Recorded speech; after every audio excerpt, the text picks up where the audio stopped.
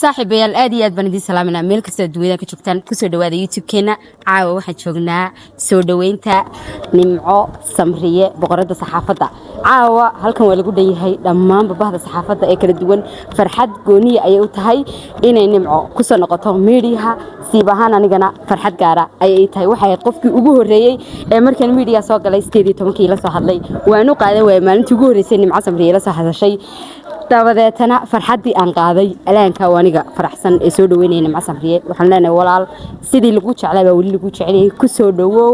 bahda meediyaha oo wali sidii adogeed ku jecel inta marka ka imaado xaflad waxa ka socota hoolkan hore ayaan u geli doonaa halkan waxaad kala socotaan soo dhaweynta nimco samriye caawa waa lagu dhayay madasha siyaasad haday noqoto fanaan haday noqoto sidoo kale bahdi warbaahinta kameramaanadii dhammaan caawa looma kala hadhin taageerayaashadan waxaan leenahay isha nagu haya saaxiibayaal waan idin sheegan kuli madasha laguma kala maqnaan halkan waxa jooga Cabdirasaaq Siciid xidiga sanadka fanaanka caasimada iyo caasimadaha ummadaha Soomaaliyeed oo dhan shida soo dhawow anu si gaaran ku taageeraa walaal Allah ku sharfo anigu waxa ku taageeraa walaal sida xisbiga wadada loo taageeraa way soo dhawow walaal sharaf bayteen caawa garabkaaga soo muuqdo أنا وريستي وريستي كمان ما لادي وريستي كان وريستي لقد ما حفيزك دمانة حفيزك أحبها الفيف دقني سؤالها قالوا كبقى يبرك كذا والله ها برانك هذيك كوسر ما معي لكن ودعك تو أدوني وين على صفاتها واحد كستوي كسر توه كوي قاعد على هو يبغى تكسر بس ولا هذه أنا كل يبقى يا ميا اسكو هلين بلي هذه عاود شو جاك كورهن nimco samriyo horta maadaama yar badaawan jirtay wallahi nimco ma soo gaarin laakiin de inaan imaka de kulli daan aan taageeri jiray waan daawan jiray laakiin de kulli inaga isku jilahay marka ay nimcana waan soo dhaweynaynaa waan ku faraxsanahay de adigu maxaad kale inta xabad hees dad ku soo yar dhaweysay ka war wallahi aysan haba gaabnaatay midun baan qalbiga kamaqnaalino ku dhex maxaatee kama marumayo markii aan arka ku darteen beeluunbay waaw yaa salaam wadiga codkayga dadka baqashinaysa dadku way u baahan yihiin inaad adiguna u haysto horta ninkan mar buu oran jiray hees laakiin waan ka gabaday waxa jirtay waqtiyo badan aan soo wada qaadanayo isku shaqo ahayn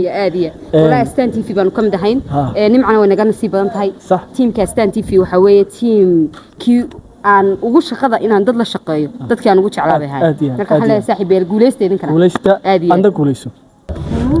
sagal Mustafa Xasan Nuur rogcadaayada ayay halka taagan hawlaha iyagu ma kala dhacaan soo dhaw qalbi adiguna nagama dhacdid Faadimo Riyaadayo anagu waxaan nahay waayeelka cuslaaday ama waayeelka jaqaso iyagu yar fiina daawan jiray daawada marka adiga qudhaada ku jiray dadkii yarayna daawan jiray anagu aan iska gagabowna marka iyaduna waxa weeyaan Faadimo hadda sheego waxa weeyaan jiilba jiil ayuu ma aragtay uu ka dambeeyaa oo uu jecel yahay inuu ma aragtay uu de soo dhaweeyo anaguna haddana hablaha saxaafadda wali ma iskumanaan qaadan horta intaas sanadood waxaan jecelahay inuu qofku ka weyn yahay uu ixtiraamo anaguna imika dawaan iska daalaybo hooyooyin baan iska noqonay iyaga aan xilkii ku wareejilo aad iyo aad nimco hal iyo laba maxad kala aday soo dhaweynteedii maadaama wallahi aad iyo aad baan ugu faraxsanahay nimco aad horta baalashaynu ku duuli jirnay kamid ahayd aniga laftarkayga role model bay ahayd nimcana aad iyo aad baan ugu faraxsanahay inay maxaan idhaahdaa noo soo laabato annagoo runtii kaba siniyad jabayno mawjado tiktokara iyo youtuber la qaadeen oo isla iskaba rawaxaba ayay noo soo laabatay markaa nimco didiilo fiican bayna gelisay kulligeen runtii waxaan filayaa inay hurmuud noo noqoto si ay walba noogu ahayd anaguna aanu ku dabadayno sana walba ugu dabadayan jirnay nimcoy halka ka wadbana kuleena hawsha inta xilka soo hadhamiya dhalinyarta jiilka casriga Faadimo hogaaminaysa aad iyo aad Mustafa Xasan waxa ka mid tahay dadkan isjecelahay waxaan kuleena qalbi deyntaas nacaaw saaxiibayaal wali xaflad way socotaa halka waxa taagan Sagal Cismaan Beeldeeq oo ka mid ah xidigaha la hulin waayay waxa wallahi codkeeda aanu hurtaa berigi aan daawan jiray inaan jeclaado ka shaqeeyo aad iyo aad ma santahay waan ku faraxsanahay inaad ugu jeceshahay annadan ku jecel karin yar baata aad iyo wala igu qiyaameysta xaqa yaraanto lacag baa laga diray soo dhaw sagalay caawa jawigaaga ka waran waxaynu madasha u shidaynaa boqoradii saxaafadda Faadimo aad iyo aad baan u faraxsanahay markii aan midhiyaha jeclaa ee aan wax baran jiray waxaan gabdhahan jeclaa inaan ku daydo amba aan stages la soo istaago nimca samriya kamid ahayd nasiib darro anoo saxaafadii wali soo galin bay nimca saxaafadii ka baxday marka ayimkeena dib ugu soo laabatay waan ku faraxsanahay aad iyo aad baan ku faraxsanahay farxadeeda lama qiyaasi karo de waa xidigo dhamaanteen waan ku faraxsanahay soo laabatay maxaad ka xasuutaa nimco bal nimca waxaan ka xasuustaa fanaaniintii barnaamijkii fanka aftahanimadeeda mararka qaar markaan aftahanimadeeda iyo fahankeeda suugaanta sidoo u sareeyo aan arko nimca waxaan moodi jiray inay kamid tahay dadka wax sameeya laakiin barigi dambana booski daadaa noo bixiyay opposition ka qaatay warimka TikTok taynu shadeenaay saasayna balan way saaxiibayaal munaasabadu way socotaa anaguna xagga man ka wadnaa muuqaal duubista soo gudbinta maadaama caawa magaalada Hargeysa farxadii adduunka ay ka socoto nimco inta building ayaan soo dhaweynayna sagal guure oo kamid ah xidigaha saxaafadda ayay neela joogtaa ayeeyo maran walaal soo dhawo baa kule Faadimo Ismaaciil Muuse Faadimo Riyaad aad iyo aad baan ku salaamaya xubin firfircoon oo meediyaha dhinaceeda kaga jirta caawa waxaynu halkan u joognaa munaasabada iyo farxadda walaasheen nimca samriye oo ah xidigtii hablaha saxaafadda hablihaanu soo higsan jirnay waqtigaanu banaanka joognay Faadimo aynan meediyaha ku jirnay warbaahinta aynan ku soo biirin nasiib xumo anigu iyadoo ka sii maqan saxaafadda soo galay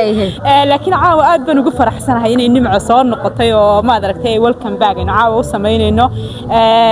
de waxaan leeyahay nimcooy waa lagu sugayaa lagu saadaalinayo dalkii iyo warbaahinta iyo wax waliba way isbedeleen welcome back ku leenahay yani waxaan u jeedaa de nimco 9 sano iyo barbay say sheegtay ay maqnayd wax waliba way isbedeleen TikTok baa soo baxday waxyaabo badan baa ka dambeeyay waxyaabo badan oo markii hore aanay muuqaaladeeda ku baahin jirin ayay waqtigan casriga ku baahin doontaa nimco markaan nimco soo dhawaybaynu leenahay gacmo furan soo dhawaad caawa shucuurtaada ka waran shucuurtayda wallahi riyadi markaan si dhab ah u hadlo lama soo koobi karo waayo waxaan ku faraxsanahay inantii nimca samriye walaashay aan higsan jirnay inaan caawa u sameynayno soo noqoshiyo soo laabasho ayadoo waliba sidii hore ka duwan hooyo ah oo hooyo karti badan la oran karo oo intay soo shaqaysay haddana maanta shaqadii dib ugu soo laabatay ma waxaan la farxin baa Faadimo Riyaad waa mahadsantahay aad baad mahad saaxiibayaal halkan waxa jooga Karaama oo kamid ah dhalinyarada firfircoon ee imika soo kacay dhinaca warbaahinta ninkani waxa weeye nin la jana barnaamijyadiisa waxaan kamid ahay dadka taageera horta moogtayna ku taageera aan soo moogay yarku daawan jiray Allah farxad ay tahay maanta adoo weyn wax ka duubo aad baan farxanahay adoo maxay haday waxa weeye waxa saxafinta yar soo koriyay laakiin wax la geed baa ka weyn nimco caawa nimca joogta caawa boqoradii saxaafadda ayaa joogta dadkan ku hiran jirnay fanka iyo dhammaan suugaantana jeclaysiisay waxaa leenahay intii aad maqnayd baan xilka sii haynay hadda waa dhiganaa xilka hubka waa la dhigayaa waxaa leenahay nimca ku soo dhawow bahdi saxaafadda ku jeclay ku soo dhawow waliba bahdi suugaanta oo dayac badan ka muuqday oo de booskayga ma buuxin karnay aan intii aan sii wadnay shaqadii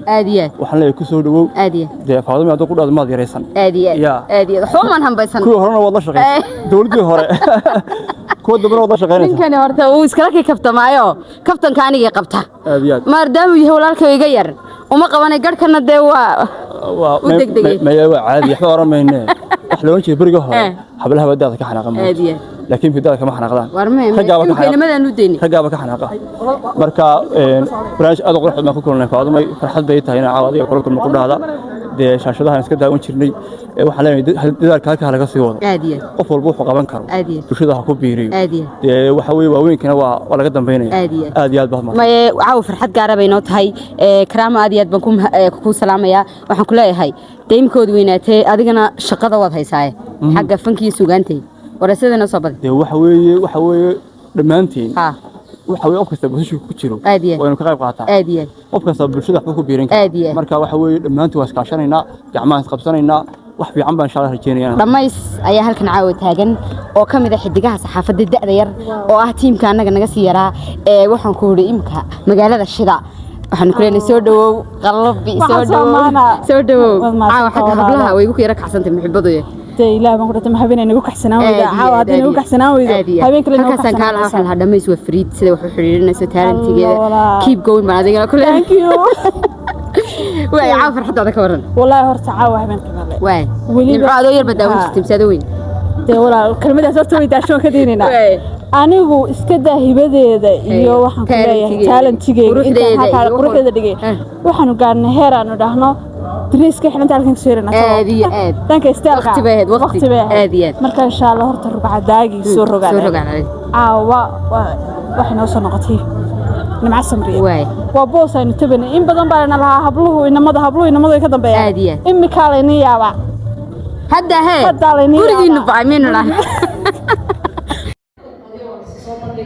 haddii lagu sheegan waastay marka caawa waxa la sheegay soo baahnay intii qofka halkan ka hadashayna aad baad runtii maaragtay dee ugu dheerato waladii mahadceliyay inaan qiimahaasi agtiga ka taaganahay waxay tusay gobonimada soomaalida oo waxaa masalaa qofka wanaagiisa waxaa la sheegaa marka uu dhinto laakiin yacni waan